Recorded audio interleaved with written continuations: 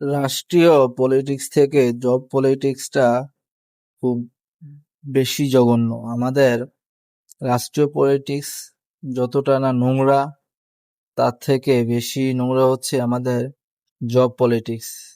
এখানে কিছু কিছু মাদারবোর্ড টাইপের লোক আছে যারা মানুষকে অপ্রয়োজনীয় হয়রানি করতে বেশি পছন্দ করে, কিন্তু এইটা বুঝে না যে আজকে আপনি কাউকে হয়রানি করতেছেন, তার মানে 2 দিন পরে আপনি কোনো না কোনোভাবে হয়রানির শিকার হবেন, এবং আপনি যাকে হয়রানি করছেন সেটা আপনার ইচ্ছাগত করতেছেন, কিন্তু 2 দিন পরে যখন আপনি কারণ কোনো না কোনো হয়রানির শিকার হবেন, সেটা গড গিফটেড ভাবে আপনি পেয়ে যাবেন।